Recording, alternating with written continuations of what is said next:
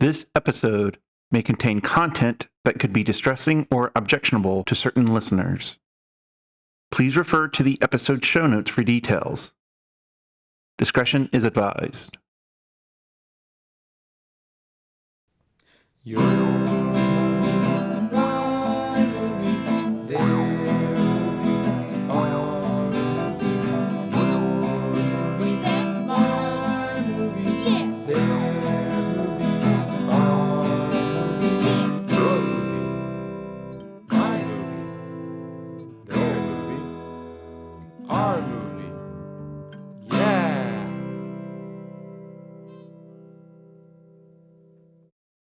Hello. Welcome to Your Movie, My Movie with Dan and Steve. I'm Dan. And I'm Steve. This is a podcast where one of us picks a movie to watch and we discuss it together.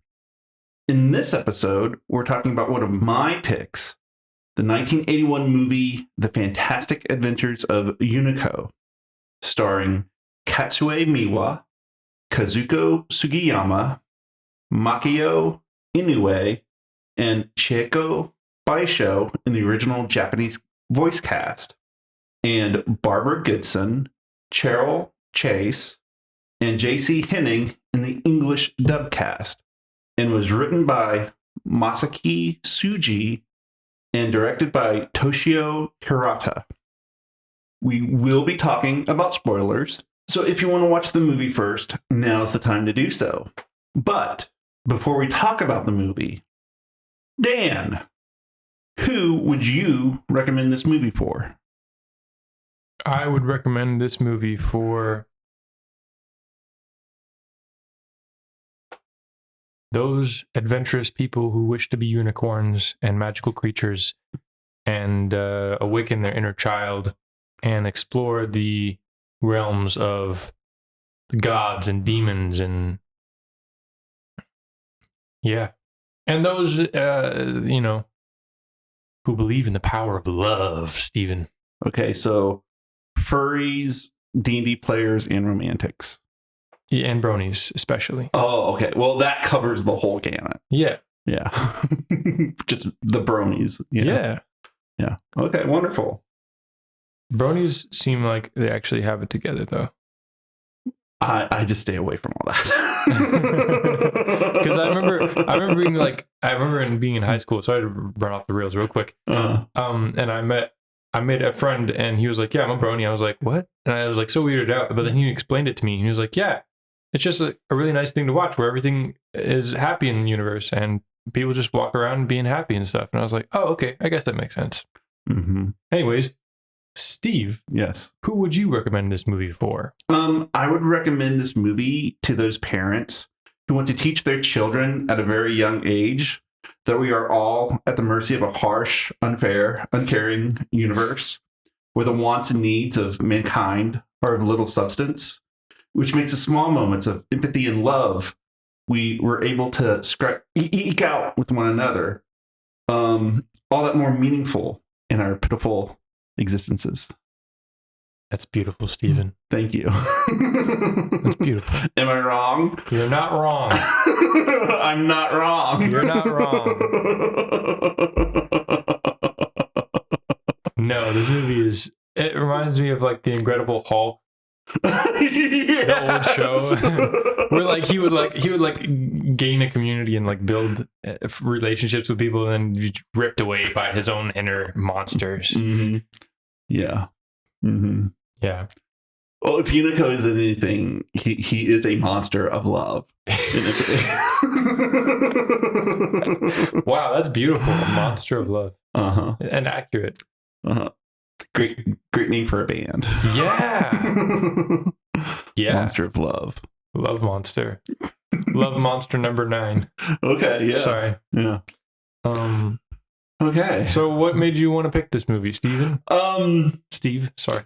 Well, I wanted to pick this movie because we've been watching a lot of, male-oriented, action. Well, not action. We've been watching a lot of male-oriented movies at first, and recently we've been into movies with, I'd say, a lot of heft and depth to them. Right. So I felt like, this would be like a nice palate cleanser, something completely different. So that's one of the reasons why I picked it. Although, it's not all that different. I would argue that this is a male-dominated thriller. Well, existential thriller. Well, yeah. Unico is... But there's a lot to unpack in this movie, surprisingly. Like, there's a whole lot to unpack in this movie. Oh, no, absolutely. I'm just kidding. And also, I cannot wait to get to the sequel. Okay. I'm showing this movie as set up for the sequel, which is what I really want to show you. But we have to do this one first. We have to do this one first. Okay. Yeah. Are we doing that one next, or is it going to come later on? No. We're going to do that right next. Oh my gosh. Okay. Yeah. We can't wait anymore with that one. So, okay. But yeah, we're talking about this one. We're talking about this one first. And the first thing that I kind of like to talk about is like this movie sums up like the 5 acts so perfectly. That's like the first thing that comes to mind. Yeah. When I think about this movie, we have a nice prologue, that kind of explains the ordinary world and introduces the relevant characters. Then we move to the first act, where Unico has his episode with the little demon Beazle, gets whisked away, and then the second act is Unico meeting Katie, and that whole drama. And then the third act, where it becomes a horror show, and it becomes a combination of. Hold on. I wrote so many notes on this. Where it becomes a combination of. Oh, geez.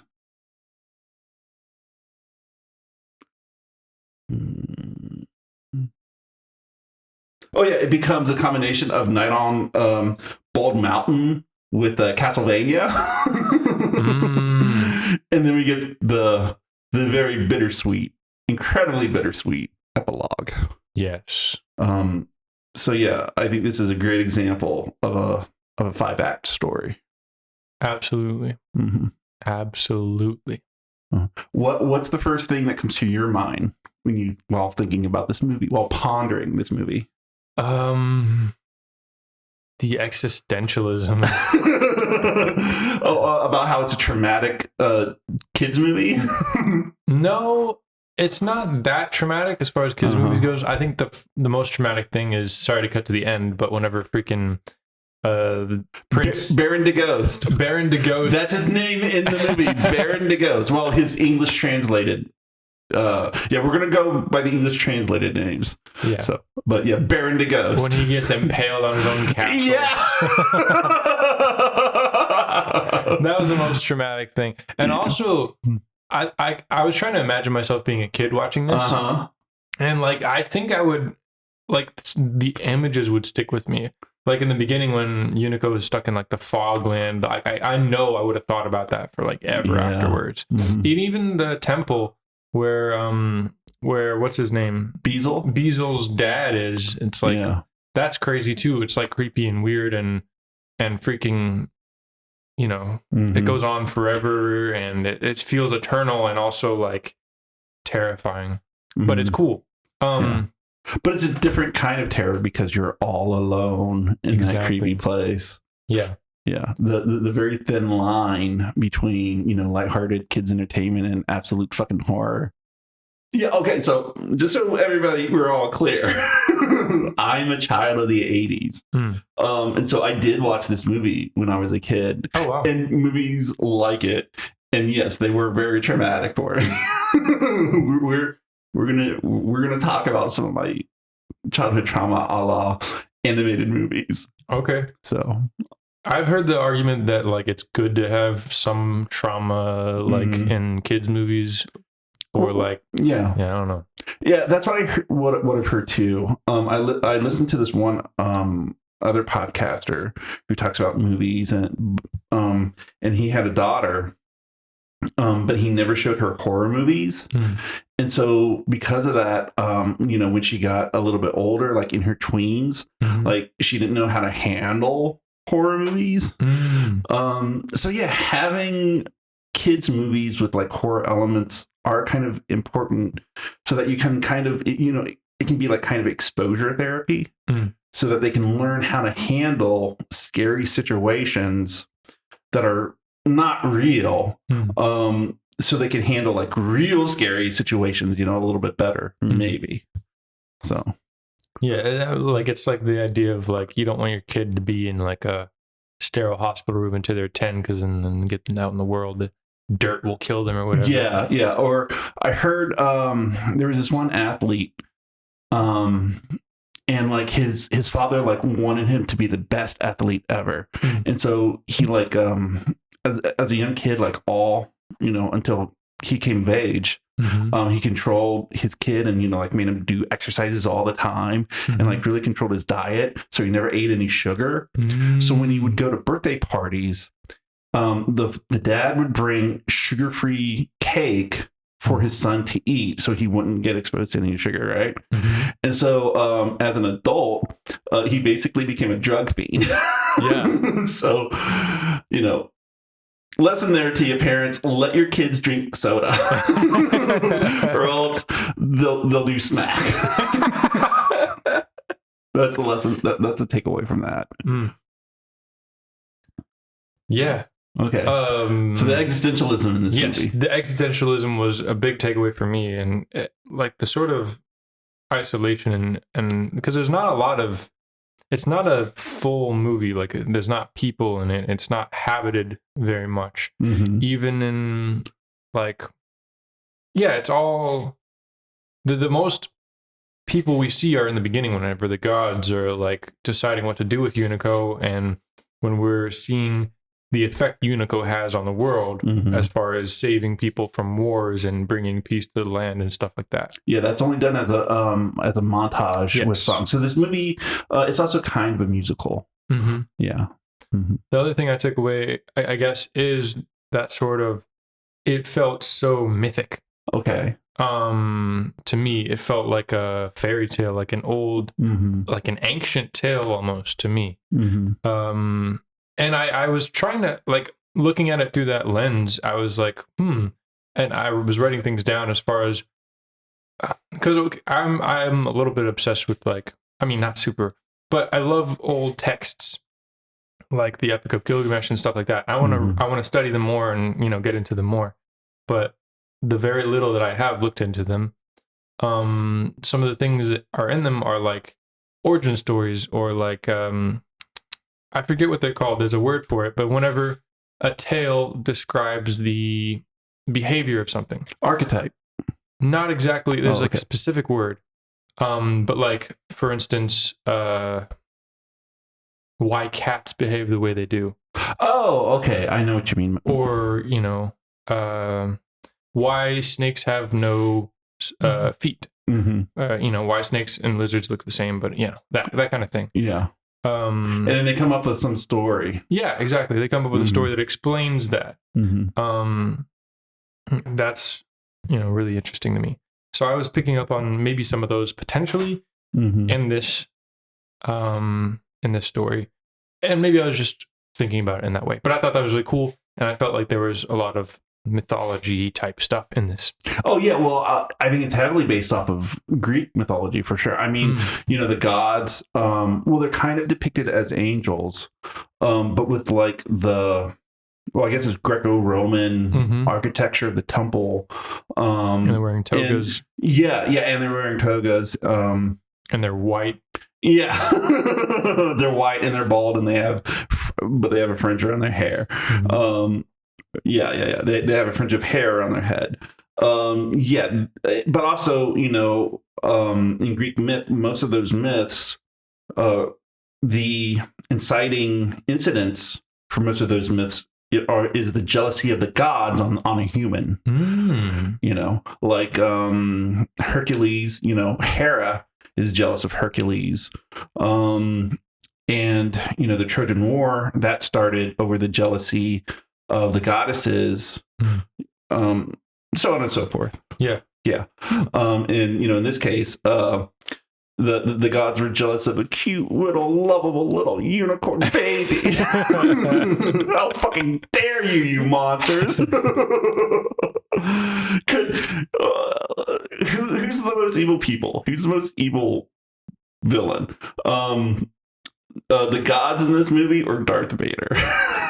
The gods in this movie, obviously. Right. Yeah. They have no reason for doing anything other than just like wanting cruelty to exist or wanting more power almost. They want more control. Yeah, in the movie they said that they should be the ones who decide when humans are happy. Yeah. Which is extremely fucked up. Yes, it is. But it also, it also kind of tells you what religion is there for. Like the purpose of religion.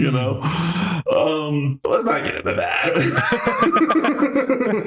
Let's not get into that. So yeah, so what it is unicorn. Unico is a baby unicorn, and he's a male, even though he's white and pink. And the voice actor is a woman. Yeah. We'll unpack that in a little bit. That's really interesting as well. And he has a horn and he has magical powers, but his prime magical power is that he makes people love him and make people happy and make people like him. I disagree. Okay. I thought he was just likable and his powers were to help the people that liked him and that he liked. Well, maybe I thought he. I don't know. I don't know for sure. Most people. Well, that's why the gods, wanted to get rid of them, though, was because people couldn't help but love him. Okay, all right. Yeah, and that's why he's able to stop wars, and that's why he's able to make sad people happy. So okay, but I mean, it could be like part of his nature, Yeah. Yeah. Okay, sorry to interrupt. Yes. Or it could be that he has, whenever he needs to make somebody happy, he manifests magical powers to do so. And that's what I was thinking. It was that he was just a generally extremely likable and lovable, pure being, and that nobody can help but not like him unless they're pure evil. And he helps the people who you got to watch the next movie. Okay, that caveat does not matter. Oh, okay, awesome. Yeah. I mean, the gods are the only ones who don't like him. Yeah, and well, in this one, the Night Wind. Yeah, or the Night Wind, and what is it? Oh yeah, Baron the Ghost. Baron the Ghost. That's another great rock band name. Yeah, Baron the Ghost that's like some metal. Yeah, speed metal. Yeah, for sure. Yeah. Okay, sorry. You were saying I'm just waiting for like somebody to adapt this movie into like a speed rock opera. Oh, dude, that would be badass sick to watch this movie, but like with the speed rock opera soundtrack. Yeah. I'm a cat. I'm a cat. Yeah. That'll be our next project for sure. Yes. We'll both become musicians. Yeah. No, we'll just write it. How do you write? We'll write the song. Anyway. Today is a tangent day, I guess. Well, I mean, how much can we talk about? So much. I wrote 6 pages of notes. I did write a lot. There you go. Okay. You were saying basically the structure of the story. Yeah. And the character of Unico. Yeah. The character of Unico is, his powers. Yeah, his powers. He's a he, and he goes... And the guys, people love him either naturally or through magic. Yeah. Or both. Yeah. And so because of that, the evil gods have to get rid of him. And they were going to kill him. They were going to say, yeah, let's just straight out murder this cute little lovable guy. No. Yes, exactly. But they don't say that in the movie. No, they say that. They say, yeah, let's kill him. That one guy does. Oh, he does? Yeah. And then the other guy's like, well, now let's not get carried away. We'll just send him to the Hill of Oblivion. Yeah, the Hill of Oblivion, where he'll be forgotten forever. Where it'll be like he never even existed. Yeah. AKA death. Yeah. Maybe. Well, there's that saying about death is that a person never really dies. Like when a person dies, they're not dead yet because their family and friends still remember them. Right. And as long as you're remembered, you're still like living. Right. And it's only when the last person who remembered you dies, that's when you die for certain. And that's what oblivion is. Yes. Yeah. I've heard that too. Yeah. It's an interesting thought. Yeah. Hitler's going to live a while, I guess.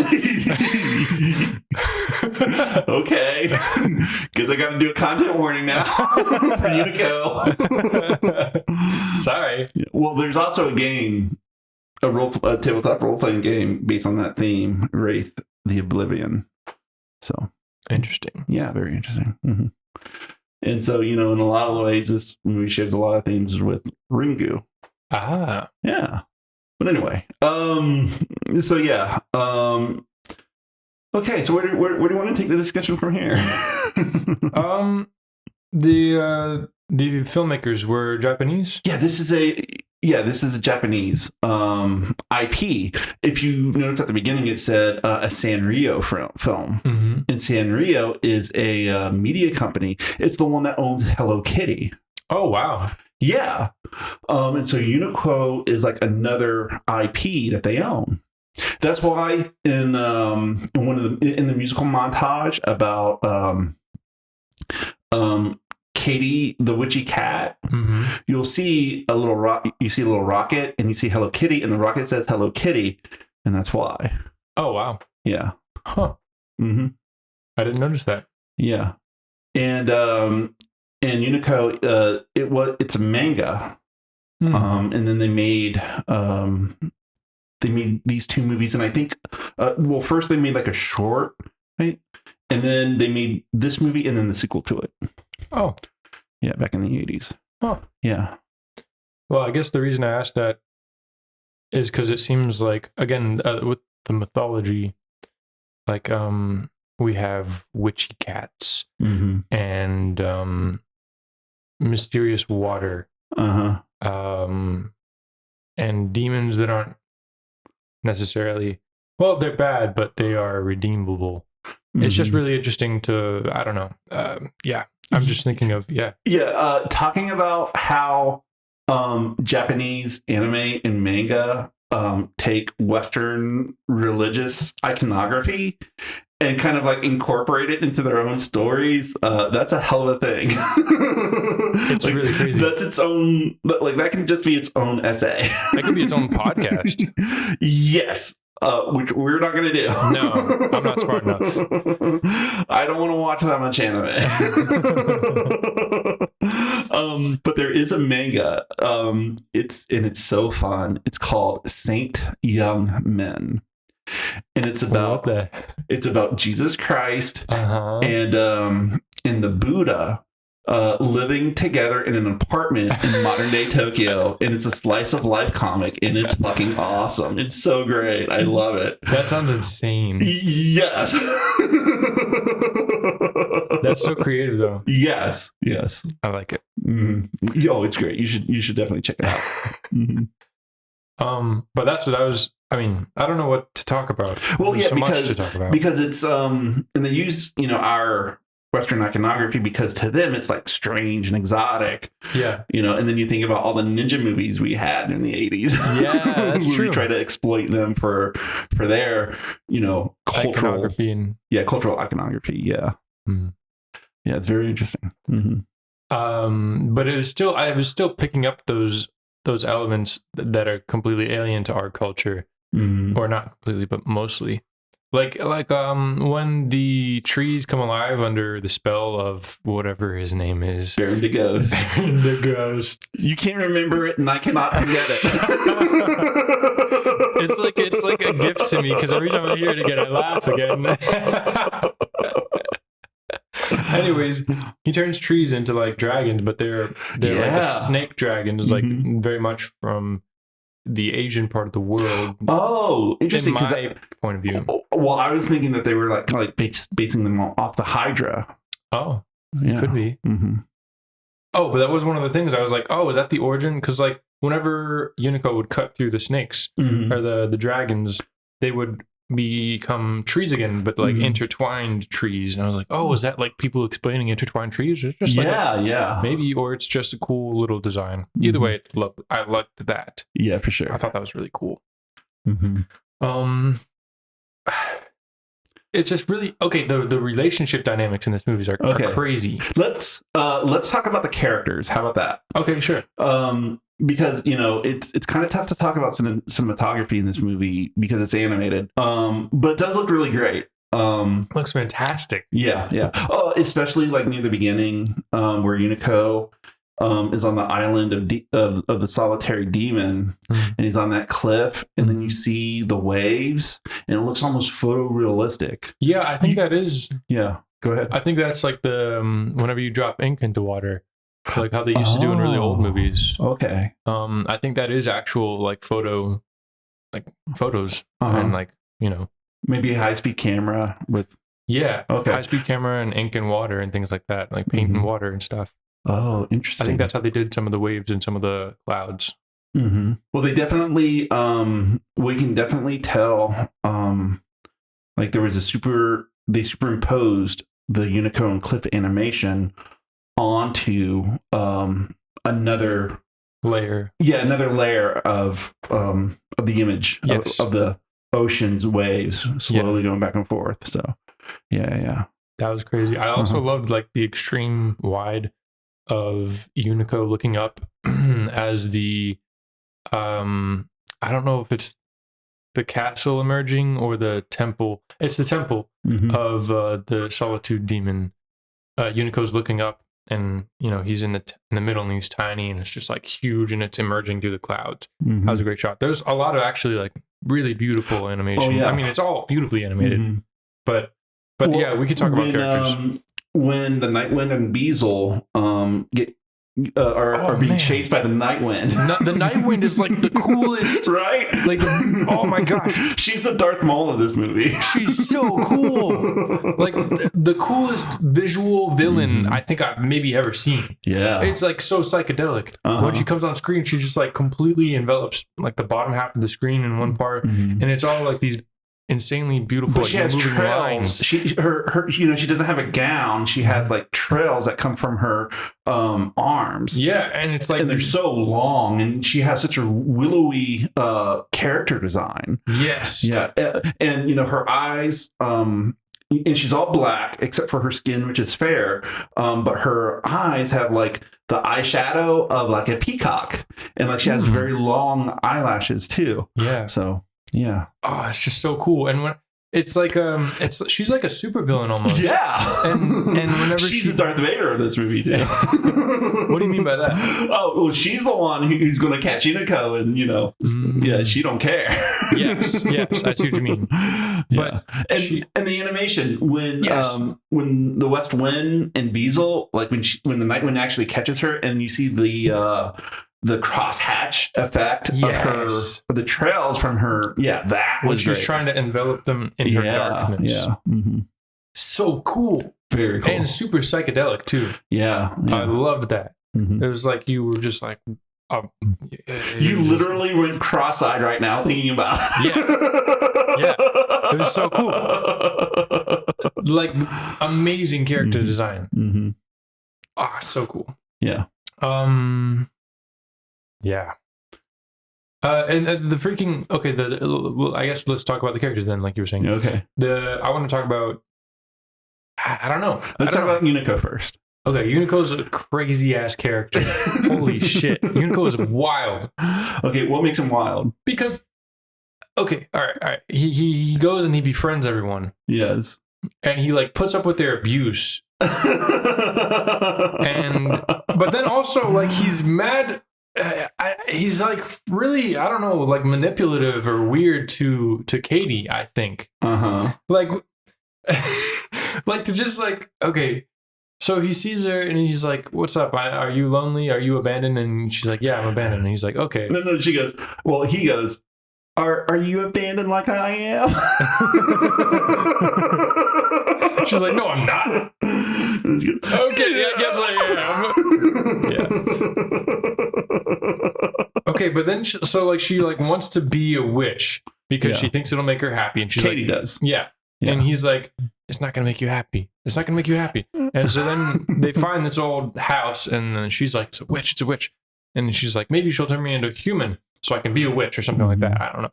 And he's like, nah, no, stop. She's not a witch. But then he turns her into a girl. Yeah. And she's like, yay, I'm a girl now. I'm a girl. And she wants to like explore and like have her own life. Well actually, first,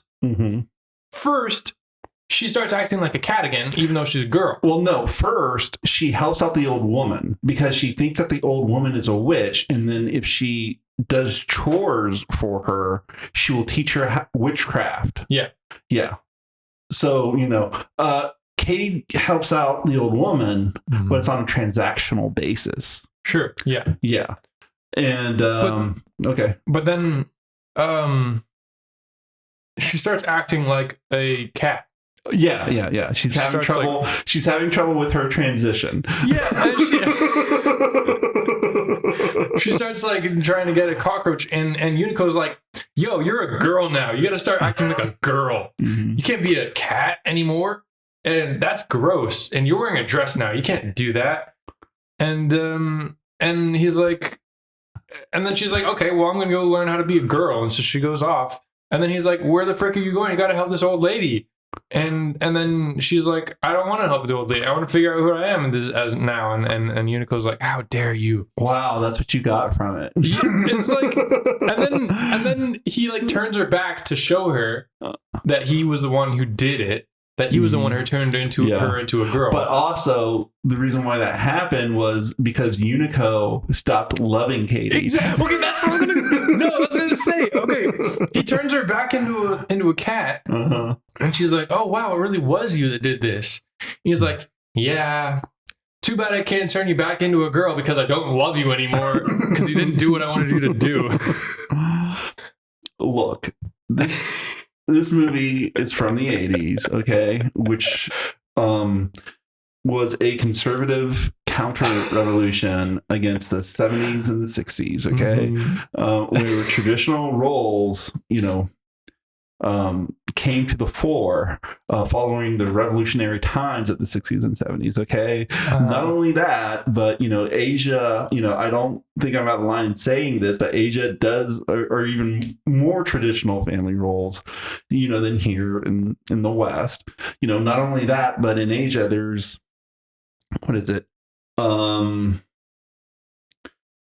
Confucius? Confucian values, where morality is morality, according to Confucius, is your web of obligations that you have to people. So an employee has an obligation to their employer, but the employer has an obligation to their employee. Fathers have obligations to their sons, just as sons have obligations to their fathers. And girls have obligations to their mothers, just as mothers have obligations to their girls. So what Unico was trying to do was instill the virtue to Katie of her obligations as a girl to her adopted grandmother. That's what that's about. Okay. But also, she's like, this sucks. I want to be a girl. Why aren't you helping, Unico? And literally, he could help. He just doesn't. How can he help? He can help however the frick he wants. He's a magical unicorn who can do anything. Okay, that's true. He does get into a sword fight with Brandy. He doesn't do crap. And she does all the work. And then he gets mad at her for it. Yeah. whenever she wants to figure out who she is. Anyways, that was Okay. my read on it. But that does make sense. Especially that's an interesting concept of obligation is morality. It's really interesting. I've never heard about that. Mm-hmm. I wrote a paper on it for film studies, comparing the Towering Inferno to the Chinese film The Bravest. So yeah, because in that movie there's it's a disaster movie, right, where a petrochemical plant catches on fire, and so the chief, the fire chief, the guy handling it, they're doing all these things to try to get it under control. Is this The Bravest or Towering Inferno? Because I haven't seen either. The Bravest. Okay, The Bravest. And it came out in 2019, I believe. So it's very, very recent. Okay. And so the fire chief, he's asking, he needs people to do a dangerous mission. Okay. Mm-hmm. And so he says, everybody who's single or a member of the Chinese Communist Party, you're volunteering. And the reason why, so it's understandable why he chooses the people who are single, because they don't have any family who will be, losing them. Yeah. But the reason why he picks members of the Chinese Communist Party is because they chose to join the Communist Party. In doing so, I'm assume, grants them, certain special privileges, but also gives them obligations to the state and to the people. And now he's calling on them to fulfill those obligations. Mm-hmm. So that's how important that stuff is. Well, that's for China. And this movie is Japanese, but, I think it's fair to say, there's some crossover. Cultural crossover. Okay. Yeah. It's cool. Mm-hmm. It's cool. It doesn't change my read, but okay. It's cool. Unico is a toxic man in that way. Wow. Wow. That lovable, cuttable cutie pie. Hey man, I'm not saying he's not all bad. With a horn of blazing heavenly glory. I'm just saying he was acting weird there, in my opinion, but I understand now why. Yeah. He's trying to teach Katie how to be virtuous. As some kids need to be taught. It's fair. It's fair. Mm-hmm. I guess the thing is, okay. In seriousness, it bothered me that his love was conditional in that way. Okay. But I guess it's not probably not love necessarily that makes his powers activate. It's probably goodness or something like that. Yeah. I think it's, love and goodness because, as you said, Unico himself, got abused and, was the focus of toxic friendships himself. Yeah. And he can take that because he does. But what he can't stand is when he sees his friends acting toxic to good people, which is what Katie was doing because she wasn't doing, the chores to the, grandmother that she adopted and who adopted her in turn. Yeah. So it's fair. Yeah. I mean, if you saw your best friend, cussing out, their grandmother, would that would you still love them? Yes. But if I was living with my best friend and my best friend was like, you don't help at all. And I'm like, okay. And I didn't do anything. And then my best friend wanted to go off and party for a little while, but I still didn't do anything. And then I got mad at them for not doing anything. And that's kind of messed up. Well, it's okay to party, but not if you party while you're supposed to be at work. Yeah. But again, it's the thing Unico could have helped. Okay. But I guess it did make sense. He's a magical unicorn. Okay. He can't do human chores or whatever. Okay. Whatever. Okay. I guess I'll stop taking it so seriously. No, you can take it as serious as you want. It's just a very interesting take. It's not a take that I would expect from you. I'm very surprised. I mean, I can see it both ways. We can move on. I'm the cynical asshole, but you're the one who fucking hates Unico. Fucking bastard. How could you not like Unico? How could you say such bad things about Unico? Fuck you. Fuck you. don't hate Unico. Okay. I don't hate Unico. We'll prove it. I thought it was really cool how he, brought people together and he brought, a friend who needed a family, and he gave her an old lady who needed a family too. Yeah, that's and true. And Beazle brought Breezel so he could be part of the family with Katie and the grandmother. Is that in the end? Yeah. Okay, that's what I was wondering, because we didn't really get to see Beazle join in with Katie. No, he kind of stayed in the forest waiting for Unico. Yeah. But, nobody took him back to the island. So, yeah. No, Unico is a force of good and peace. And love. And love. Empathy. And empathy. Yes. And everything that's great in the universe. Absolutely. All hell Unico. Okay, yeah, okay. Sure. I'm a fan of Unico and what he stands for. Okay. I am on the Unico bandwagon. Okay, great. Okay. Yeah. So sometimes he slips up though. Okay. Okay. All right, let's move on. well, we can move on, but let's keep talking about Unico because, sure. Like we said, he's a male character. He's male. Yeah, it's freaking weird. But he has a white and pink color scheme. Yeah, and also he's very emotional and timid in a way. And there's a lot of curves in his character design, and most curves are for feminine characters, while straight edges are more for male designs. Mm-hmm. Yeah. And honestly, he seems like he would be. I mean, because I know colors are different in different cultures. Mm-hmm. Like pink isn't necessarily a feminine color in other places. That's true.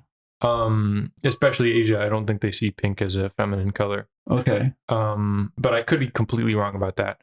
That's just what I think I remember hearing when I was younger. Mm-hmm. Anyways, so forgive me if I'm wrong. I am pretty ignorant. That's just colors are different in different cultures. I do know that.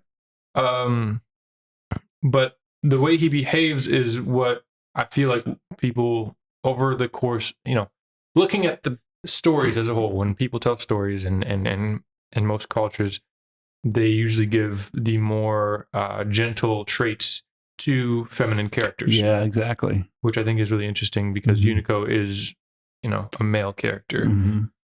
Well, that was another question I had. I mean, is that I wonder the Japanese authors of this, were they like, yeah, he's a male, he's a female. Like, I wonder if they gave him like a set gender, or if they were just like, yeah, he's like a unicorn. It's a unicorn or whatever. I wonder if they specified in their language if he was a he or not. Well, I think so. I assume so. Okay. It kind of. Well, let's look. Let's look it up. Yeah. Because that's what I was thinking too when I was watching it. I was like, because I know whenever things are translated, sometimes they get translated simply. Mm-hmm. Well, the Wikipedia article uses he, him pronouns, so okay. I assume it was intended by the Japanese authors that he be a male. Okay. Yeah. Then it's very. Mm-hmm. He's a very interesting male character. Mm-hmm. Very kind, very loving, and wanting to love, and wanting to be part of a community, and wanting people within that community to get along with each other. Yeah. Like the very opposite of toxic masculinity. Yeah. Yeah. But it's also interesting too because he's a child basically. Yeah. So it's easy, you see those sensitive boys, who are sensitive and have that empathy before they grow up, and then gender roles kind of enforce that toxic masculinity, or they internalize the toxic masculinity because they feel that they have to in order to survive, but take in the gender roles, that are forced on them. Yeah. So it's almost like, he's not old enough to internalize all that yet, which is what makes him so innocent and pure and able to empathize and so forth. So I wonder if he would still be the force that he is if he was, an adult because we do see him become an adult. Yeah. When he gets like those superpower moments, and he is still himself, and he is more powerful, and he's still a force of love. So it's like it's interesting too. Yeah, I don't know, showing that you can be an adult male, with empathy and love, but be just as powerful. Yeah. So I don't know if it is hinging on him being young. It might just be he's young because he's more adorable or something. Yeah. I don't know. Cute little lovable guy. I want to grab and cuddle and cover in kisses. Yes. Mm-hmm. I thought the dynamic between Beazle and him was really interesting too. Yeah, because I think Beazle like embodies that toxic masculinity. Absolutely, yeah. Really interesting. Because everything is what my dad taught me, what my dad taught me, what my dad taught me. And I'm bad because I'm supposed to be bad. Exactly. No matter how I feel. Yeah. It's better to be bad and go against my feelings than go with my feelings. And be good, because that's lame. Demons don't do that. Yeah. That's not the purpose that society has put out for me. Yeah. Really, really interesting. Yeah. To look at it that way. And then he goes and just wrecks shit up. And that was crazy. So that was crazy because it's so interesting because like the symbolism is like so packed in. Like Unico goes to the temple. Yeah. Doesn't realize it's a temple. It's like, yo, what's up, old man? You want to be friends? And the statue guy is like, no, I'm a demon. I'm solitude. Leave me alone. Stupid. And he starts like lightning. And he's lightning and he's destroying so much stuff. And then he lightnings the column. Yeah. And the column falls. Also, the column falls on him and destroys him because he's a stone statue. Yeah, he causes his own destruction. Exactly. And then what does Beazle do when he's playing around? Yeah. He cuts the pillar, and the pillar falls directly on him. I thought he was going to be dead. Yeah, but he has Unico's horn at the time with the power of love. Yes. Yeah. And that parallelism between the dad and the son is crazy. And, self-destruction, self-destructive tendencies and habits. And again, symbolism is amazing. And the horn, the power of love saved him.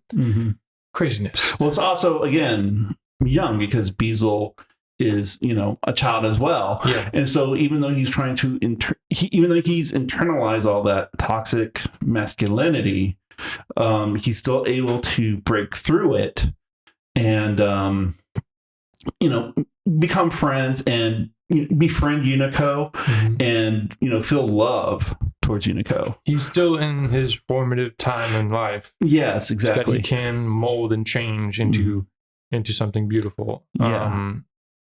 Or maybe he at least not be changed. Maybe his inner self is already beautiful, but it was on the course to being changed. So it now has the opportunity to be itself. Well, and another thing is that, he kind of uses his destructive tendencies for good, Yeah. Because, so Unico gives Beazle the horn, and then Beazle basically corners Unico off the cliff and into the ocean. Yeah. And then Unico gets swept away, but Unico can't do anything because he gave the horn to Beazle. For until the end of the day. But Beazle doesn't want to go and save Unico because that's not what demons do. Beazle made the promise to give Unico the horn back by the end of the day. Well, he's just waiting. But he doesn't want to wait anymore. And so what he does is there's an hourglass, and the sand is going through the hourglass. But he wants it to be the end of the day already so that he'll have an excuse to give Unico back his horn so that he can be saved. So what does he do? He just smashes the hourglass with Unico's horn, and all the sand falls down. And it's like, it's the end of the day. Now I can go. Give Unico back his horn. But it's funny because that, you see how Beazle, jumps through and, he destroys the temple, but he also destroys the hourglass. Well, that's set. There's a lot of setup in this movie, like a ton of setup, and that sets up Beazle for helping Unico in the battle in the forest against all the magical evil trees and stuff. Yeah, because he's part of the duel, the duel too. Yeah, yeah. It's that's, I feel like why it feels so mythic is because you have these things that can stand for so much. Yeah, and they're almost like archetypes. They're almost very archetypical. They're almost empty pieces that you can put meaning into. Yeah, also. like if Unico is Gilgamesh, then Beazle is the other guy. Yeah, I think it's Enkidu or something. Yeah, Enkidu. Yeah. His companion, who's a wild man and only slightly less powerful than Unico, but still a force in and of himself. Exactly. Yeah. Yeah, and when I was watching it, I was like, whoa, interesting. Like if this was like a teenage drama, Unico would be like the really nice kid who's like friends with everybody, and Beazle would be like the troublemaker, who comes from the bad family. Yeah, but he's still friends, and so like he's the tough guy who protects Unico when all the bullies come after him. But so he like uses his being such a bad boy but for good. Yeah. That's what we need to do. Make Unico Riverdale. Maybe it is Riverdale. Maybe, yeah. Maybe we're just not looking at it right. I would have to watch Riverdale to make sure which I'm not gonna do. But anyways, that's okay. Going back to it. Yeah. That's why I think it was so okay. Like even the symbolism felt biblical in a way. Like the statue breaking and falling on itself and destroying itself. And just these pieces of I don't know, it was just really fascinating, and like it just felt so ancient of a tale. And we have these old rules too, that demons keep promises, and that demons can't go in the water and the ocean because of the salt water and because it's dangerous for them. Yeah. And summoning circles made out of salt. Yeah. It's just there are a lot of like these pieces that feel much more than just they made them up for this kids movie. That could just be me. I could be completely wrong. But either way, they feel so much richer with history than just this. You can think about them on their own, these little symbols and things. I think that's what I'm trying to say too. Do you want to talk more about Katie? Yeah, sure. Okay. Katie, we see her first as a child in a basket. Well, a kitten. Kitten in a basket. Sorry, thank you. Yes. Yeah. A kitten in a basket. Which brings up very conflicting feelings. Because is she like Moses in the bulrushes, or did whoever owned her try to drown her? Yeah. Well, I saw it as, because I think there are multiple stories across different cultures of a child who was put in a basket and sent down the stream. I don't remember the other ones other than Moses, but Superman. But Superman was inspired by Moses. Yeah. I'm saying Katie is Superman. No. Maybe. No, Unico. Unico is Superman. Yeah, definitely. Unico is Superman in a way. Yeah. Anyways. She's abandoned. Yeah. That's her initial problem, I guess. And that's her central problem, I would say.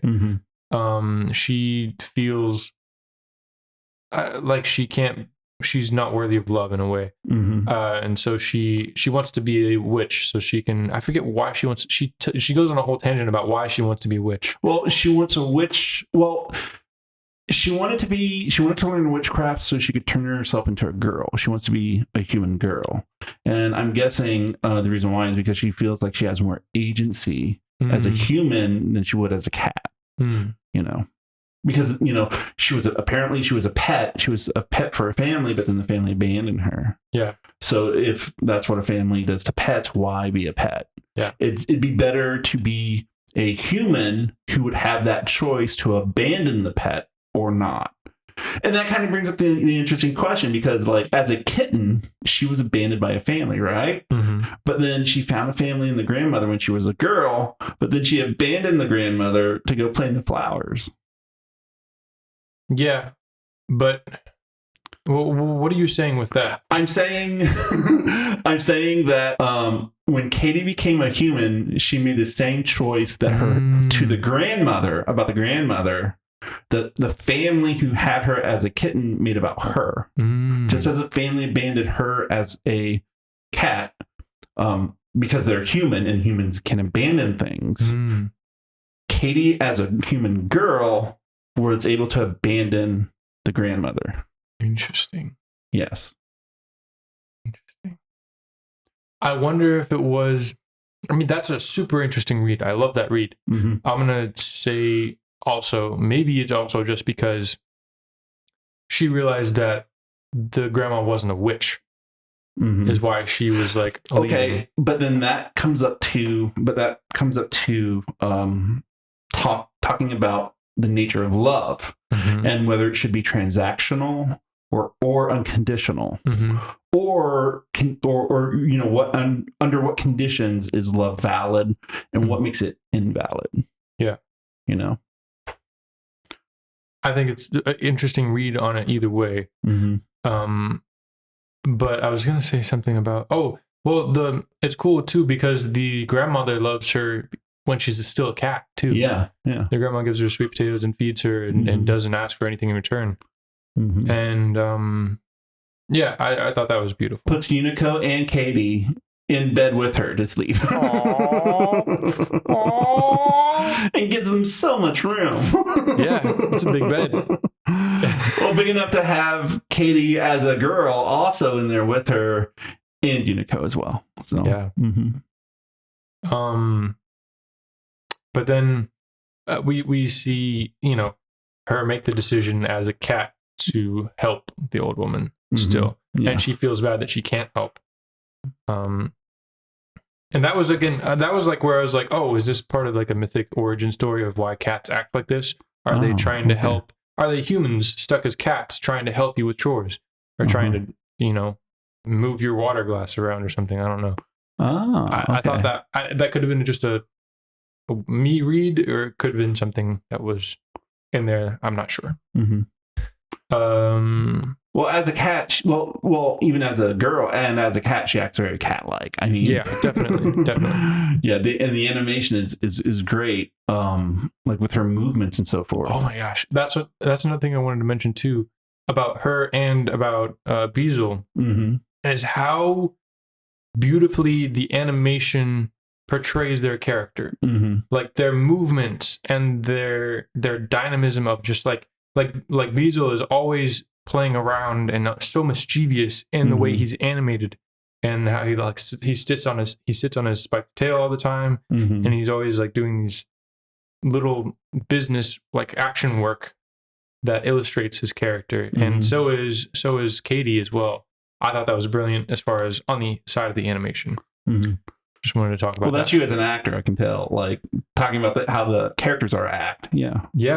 It's literally The characterization can come out in their actions and the mannerisms. Yes. Yeah, you could watch this movie, you know, just with the speed metal going on, but you know exactly what their character is like. Yes.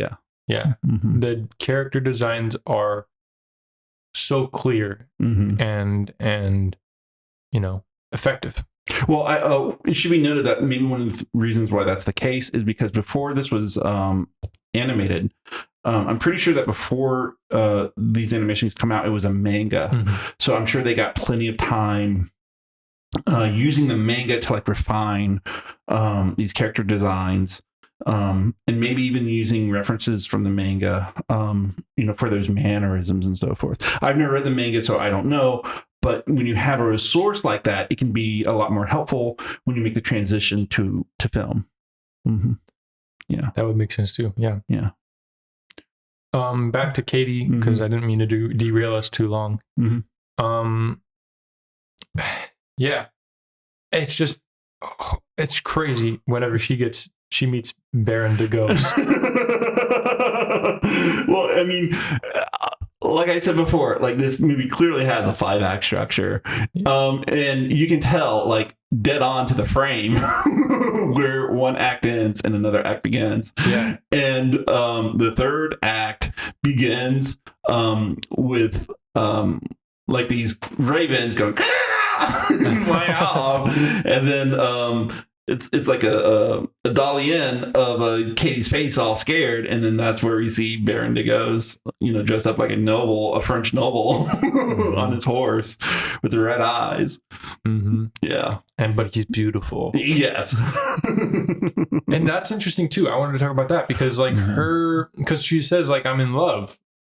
Mm-hmm. Or I don't know if it was because when we were watching it on Steven's TV, we had the English dub, but also there was subtitles. Yeah, the English subtitles, but the English subtitles were written to go with the Japanese dub and translate that. So they weren't the same words that were being said by the English actors. Yeah. Which was really interesting because I was thinking, this is an assumption, but I was thinking that the subtitles were more directly translated from the Japanese words. Mm-hmm. So it was really interesting because we got it was almost like we got like footnotes of the text. Mm-hmm. It was so cool. Yeah. Anyways, I loved that. And I actually, because sometimes if like subtitles are the same words and they don't match up as far as the timing or something like that, it'll piss me off. I can't watch it. Right. But this, I had no problem. I actually enjoyed it because I was like, I would hear the words that the actors were saying and then I would look at the bottom subtitles for almost a little extra subtext. And they use these different types of words probably for a more older audience, or not necessarily older audience. They were just not kids' words necessarily. Sorry. No, you'd have a ball like watching Dragon Ball Z. Then, if you like, hearing the English dub but reading different subtitles. Well, I liked it because of this story felt so mythic to me. That's true too. So I don't know. I mean, I haven't seen Dragon Ball Z. I've heard, I know of it, but I haven't seen it. Okay. It's definitely epic. Yeah. Definitely epic. But yeah. So I was saying about, before I went on tangent, she says, I'm in love with him. Mm-hmm. But it's like, she doesn't know him. She's like, what is, the love, what is that? Because she is shown to be in love, but she doesn't love him and he doesn't love her. She likes the way he looks. She's infatuated with him is what it is. But she doesn't know the difference between infatuation and love. Either because she's a kitten turned into a human or she's young or both. Yeah. So I just thought that was interesting. Speaking about the nature of love, as you were earlier. Oh, that's true. Yeah. Unico uses this genuine love, and then Baron de Gauss tries to use love, but for his own ends. But okay, here's the thing. Here's the question. Okay. What did Baron de Gauss want with Katie? What the fuck? Baron de Gauss is like that whole sequence was just insane. Yeah. Because it was just freaking nuts. So it's like, we'll have a dinner party. You can come sing for me. She's the only one in his whole entire house. It's not a party. I don't know what he wanted. He wanted her drugged and he tied to a parapet. Yes, that's exactly well, what happens is, he roofies her drink, has her drink an entire bottle of wine, and then puts her to bed and says, something like, I hope you have great dreams. It'll be the last ones you'll have. And then that's when Unico comes in and rescues her by turning his horn into a drill bit and, drills their way out of the room. And then that's when Baron de Gauss, goes after them. And then that's when the forest tries to stop them. Yeah, because he puts a spell on the forest. Yeah, he puts a spell on the forest. And then he gets into a duel with Unico because he has his his rapier, and they're dueling with Unico's stopping him with his horn, which is longer now, I think. So they're in a fucking sword fight. Yeah. And then Bendigos cuts off Unico's horn, and that's when we see that like freeze frame, a near translucent freeze frame of Bendigos and Katie, as it does a zoom out. You know what I mean? You know the shot I'm talking about? No. Yeah, that's what happens. Okay. It's weird. But I mean, it's all you can do with animation at the time. Yeah. Yeah, like it's a still. Yeah. But it zooms out. Uh-huh. And then Katie's like, no! Okay. Yeah, and then Unico is there. And that's when the West Wind brings Beazle. Mm-hmm. And then Beazle finds Unico without the horn. So what happened before is when the West Wind took Unico away from Beazle, Unico was able to grant him a horn. Right. So Beazle takes off his horn and gives it to Unico, and that brings... That, and Katie is crying into Katie's tears. Wait a minute. No, because that's... Is that... No, because... Unico... No, that's later. Oh, yeah. Okay, sorry. Yeah, that's later. Yeah, Beazle just puts the horn. Yeah. Okay. And then... Oh, is it? I know the horn gets cuts off, but does... Oh, man, I don't know. Did we just find the plot hole? No, we didn't. We're just getting confused. Or did Beazle put... We're just getting confused. Okay. What happens is, in the duel... Yeah. He doesn't get Katie away. Okay. Beazle's already there. Okay. And Unico stabs him in the chest with his horn. Okay. And then he turns into the demon monster. That happens later. Because remember, that happens later. What happens is they have their sword duel. Unico loses. And then Bendigos takes Katie back to his mansion because that's where she's strapped to the parapet. And then Unico and Beazle go on to rescue Katie. And then that's when Bendigos falls, impels himself. And that's when Beazle and Unico unchain Katie. They run away, and then it becomes, night on Castlevania Mountain. Okay. Yeah. I feel like we're missing a detail somewhere in there. Yeah, we are definitely missing a detail. Whatever. Yeah. Yeah. Yeah, because then what happens is, because Unico duels Bendigos when he becomes a giant shadow skeleton lightning monster with a death scythe and lava powers. Yeah.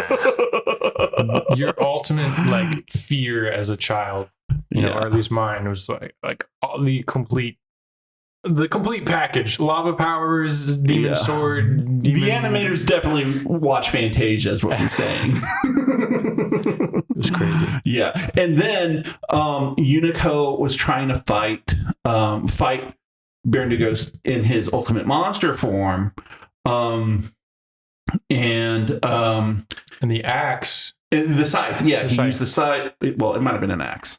I might have been imagining it was a scythe. But yeah, the weapon, the edge weapon, that cuts off Unico's horn. Mm-hmm. Then Unico falls, and then Katie cries, and then Beazle takes his horn off and gives it to Unico, and that's when Unico becomes its ultimate, God, goodness, love, blazing golden glory. Fuck you form. Yes. Yeah. And destroys or sort of penetrates through the darkness of the evil monster Bendigos. Well, maybe that explains why Unico's a male. There is a lot of phallic imagery. Wait, that's so weird. That's so weird to think about. The golden glowing spear penetrating the darkest void. Here, you can have my dick. Mine got cut off. You gave me this dick in the first place, so you can have it back. Oh man, I was thinking this. I feel like there's some weird Freudian reads on this movie. Maybe. Anyways, maybe. Let's ignore that for now. But we're never told what Baron Ghost wants with Katie, which is weird. I mean, I don't know. I can understand because it's a kid's movie, and it's like, kids are never going to ask that question because they don't know to. Yeah. And I think any explanation of what he would want from her would only upset them more. so maybe it's better left unsaid. It could be that he wants like a sacrifice or something, because he does seem like a god. Well, we never know, you know. Oh, but that reminds me, the thing I love best, the thing I love best about Baron Ghost is when he goes on that midnight ride and he taints the acorns. Oh, and yeah. He makes murder squirrels. Yeah, that was so weird. That had nothing to do with anything, but it was convenient. Well, I think, it was to show, like he's evil, and he's like the opposite of King Arthur, where, the Fisher King, where as the king, so goes the land. And so if the king is wounded or corrupted, then the land is corrupted. Well, he is already a corrupted thing, so he's out to corrupt the land. And it also sets up for the monkey character, the monkey rope. The rope of monkeys. Yeah, because a squirrel attacks a monkey and Unico licks him to health. I'm not wrong. I'm not wrong. You're not wrong. I'm not wrong. It's a kid's movie, okay? Unico licks him to health, and in return, they form a monkey chain and rescue Katie and Beazle from the lava forest. Right at the last moment. Yeah. Love wins. Yeah. And that's not the craziest thing I've seen monkeys do in an animated movie. Oh, I don't doubt it. We've got to watch Batman Ninja at some point. Okay. I did want to watch it. It looked crazy. Okay. Yeah. We'll watch it at some point. But yes. Okay, but I wanted to talk about that moment of whenever Unico gets his horn cut off and the power of love saves him, because it's the power of love that okay, so it's Katie and Beazle. They're both over Unico as Unico is dying because his horn got cut off, and they both give up what they want. Katie said that she'd give up being a human girl if it would bring Unico back, and Beazle actually gave up his horn, his magic horn, to Unico. So that's kind of how somebody really loves you, is if they'll sacrifice what's important for your well-being. Yeah, exactly. And that's when we know for sure that that their love isn't transactional. And that's what powers Unico and gives him his full strength, is their love. And I thought that was brilliant writing, and the structural integrity of the writing, or whatever you want to say, is brilliant. It's so tight and clear. This movie is so well written, and there's a setup for everything, because Unico's ultimate form, we saw that when he saves Beazle, in the first act from the ocean, and so now we know that he has an ultimate form, and that then comes into play when he smears Baron Ghost's asshole with love and light. Yep. And I thought that was cool. Like, the death of Baron Ghost was like so like the Mordor monster, or like Gollum. Yeah. Like, he gets taken into a crack in the earth and destroyed by lava, and his hand is destroyed by the crack closing back up. So cool. Yeah, very cool. Baron Ghost is dead. Yes. Unico win. Yeah. He winned. That's what. Wow. Anyways, and then we get the epilogue. Well, before we go to that, we're talking about the nature of love, and there are problems with love being transactional, and we see that with Katie. There's also problems with love being unconditional. Yes. Because that's what we see with Beazle, and because Unico has unconditional love for Beazle, and that doesn't work out. But maybe that's the best definition of love: is, are you willing to sacrifice something important to you for that other person's happiness? Yeah. I mean, that's what it was always. It was, in a way, I was taught a lot of things about love, but that was one of them. Was that self-sacrifice is vital to love. And it is, I think, but it's also like you don't want to sacrifice your entire self. Otherwise, it's almost like you can't. I mean, this is outside of the movie, I think, but it's like, almost like you can't love anymore if you're giving up yourself and fully.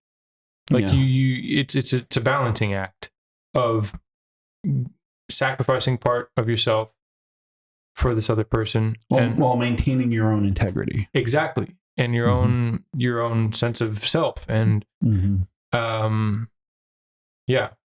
So it is interesting that the two. It is. I mean, they weren't giving up their lives. They weren't saying, "I'll kill myself for you." They were saying, "I'll give up what I wanted for you." Well, it's also, I'll give up what you gave up for me, or I'll give up what you gave me. Kind of thinking like, maybe there's inherent magical power that could go back. You know what I mean? Yeah. But I also think it's more representative than that. I don't want to reduce it down to D&D mechanics. Yeah. But yeah, it's very apparent of how important those things were to them. So, and I think it's again a token to, because we did entire acts about the importance of those things. Yeah, and also, so like, I think it's like the screenwriting thing too. Like what is a character goes after something they want, and then they learn that it's not really what they need. Yeah, the want and the need. Yeah. And I know that that's very important in musicals, because you have the song about the want, and then they try to get the want, but then what they have to do is realize their need instead. And so the conflict within those musicals is giving up what they want for acquiring what they need. I think that's in most storytelling, but it's very prevalent in musicals, because like musicals have to make songs about those things. Yeah, it's like with Frozen, the one sister, what she wanted was to marry that one guy, but what she needed was her sister's love. Yeah. And usually the wants and needs are related to each other. Yeah. Yeah. A brilliant moment. And that structure sets everything. The structure works. What I'm trying to say is, I really wish I knew how to write musicals. That would be interesting. I really wish I knew. Just find a writing partner. Well, I wish they had a manual. And then there's no Save the Cat for musicals. But that's okay. That's also what I love about this movie, is it doesn't feel like. So it does. Okay. It doesn't feel tropey. No, it doesn't feel tropey. It feels, honestly, I was getting a little bored at some times during this movie, and also I was today, just personally, I was just tired. But it does feel like it doesn't go in any certain direction necessarily. At least for a while. It does take its time getting to where it's going to go. Exactly. But that's also kind of what I love too, is because we spend so much time developing these characters in Beazle, in Unico, and in Katie. We spend a lot of time, and it's not like, okay, like it's just, I just like that they take their time and they bring life to the characters. They give little wonderful details and really build the character. Whereas, today you would maybe have like one line of dialogue Well, this movie it's targeted to kids, so you really need to get the kids to love these characters so that they'll go out and scream and cry at their mommy and daddy to buy all the merchandise. Because remember, that's what Sanrio is. I mean, it's a media company, but it sells all kinds of merchandise related to the IPs of its characters. Yeah. But I think it's also good for storytelling in general. Yes, absolutely. When Optimus Prime died in Transformers the movie, lots of kids. there was a kid who locked himself in his bathroom for a couple of days because he was so sad. Oh. So yes, children do get very emotionally connected to these characters. Mm-hmm. But again, because the storytelling is so great. Yeah, and I think that a lot of that, it feels a little bit of an older style. Yeah, definitely an older style. And I think a lot of that is missing nowadays because we have such high knowledge of how media works and how movies work and how their rules work. And so it's true. We don't need all these details to know how the structure is going to work. Mm-hmm. We don't need to know that Ant-Man and his daughter are trying to repair their relationship. We don't need a half hour of that for the movie to work. But sometimes it would be nice. Yeah. Sometimes it'd be really nice. Well, it's telling because this movie was made in 1981, and that was before the music video revolution of MTV. And MTV music videos, that really changed editing, after, during the 80s and afterwards to much faster, frenetic, faster paced style. And this was before that. Yeah. So, yeah. Just wanted to, I guess, touch on that. I don't know. Mm-hmm. That's fair. That's a fair assessment. Yeah. And then the epilogue. Mm-hmm. Again, we reinforce what the characters have learned. Mm-hmm. Except for Unico. Well, Unico. Oh, go ahead. Well, I mean, we've enforced Unico. He has a tragic tale. This movie's a Greek tragedy. Yeah. The hero is unable to, find solace or happiness in himself. Because of the gods and outside circumstances. That's very Greek tragedy, I think. Yeah, he has no choice in what happens in the end. Yes. Mm-hmm. He tries to resist the winds of the west or whatever. Mm-hmm. But she takes him anyways. Mm-hmm. So it is very fated. Mm-hmm. And there's that scene with Katie and the grandmother where Katie's like, "Where is Unico?" Mm-hmm. And then the grandmother has to explain to her, "Oh, it was a unicorn that saved you." Well, I know the tale about a unicorn who makes everybody love him, but the gods hate him, and so the West Wind has to take him away each time. Mm-hmm. And then Katie tries to run after him to say goodbye. And the grandmother says, "No, don't. That's only going to make it worse. Just know that Unico is looking at you from afar and thinking of you," which is very, Fuck that. Fuck that. Fuck that. But I think that's what makes, I think that's what, makes it feel so legendary too, is that it has that tragic punch of almost truth to it. It's not so sweet that it could never be true. Yeah. I don't know. Yeah. But then we have again, Katie stays with the grandmother, reinforces that character, development, and then Beezle gets another horn in the end because Unico zaps him a horn. Yeah, another horn. Yeah. Another horn, and Beezle's like, "I don't want a horn. I want you." Yeah. And it's like, he's not having to hide anymore. Yeah, he's no longer isolated. He's no longer alone. He no longer feels that he needs to be alone. He no longer internalizes what his father tried to make him be. He accepts the fact that he does want love and friendship. Mm-hmm. Yeah. Yeah. Freaking great. Yeah. Very freaking great. Mm-hmm. So let's talk about the score real quick. Okay. What do you think about that 70s jazz score? Craziness. Lovely. I was watching at one point. I didn't notice it a lot, but there was one time when I was, getting sleepy, but I wasn't paying so much attention to the screen, but I was hearing the music and I was like, whoa. It was, I don't know what type of instrument, but it was a percussion instrument. And it was just like these wonderfully colorful and layered. And it works so well, Stephen. Yeah. It works really well. And it really puts the kids in the mood to sit down and shut the fuck up and be hypnotized by the images and sounds on the screen.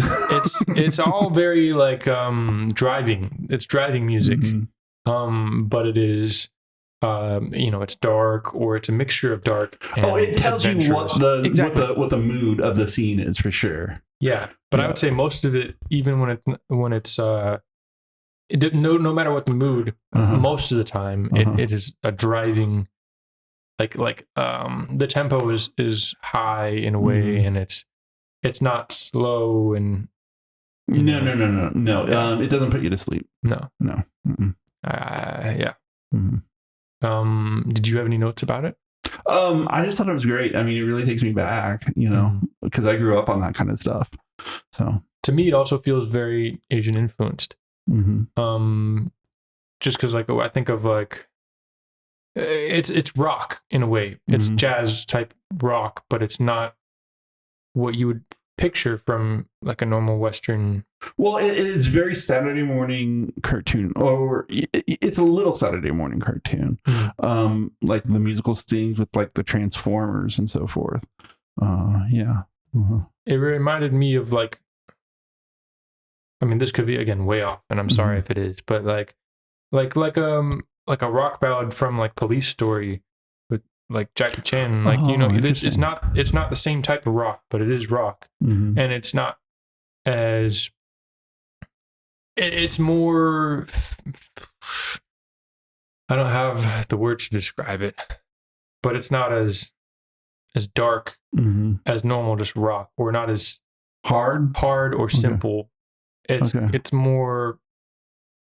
I'll have to watch. I don't know. I'll have to watch Police Story to understand what you mean, because to me, this is just cartoon music. Okay. Well, I didn't watch a lot of 80s cartoons. Okay, yeah. So I could just be making stuff up too. That's very interesting. No. It's very interesting, because now I have to watch Police Story and see if I can find that connection between the scores. And forgive my, my Western isolated brain and you're fine. Knowledge. You're fine. It is what it is. You're young yet.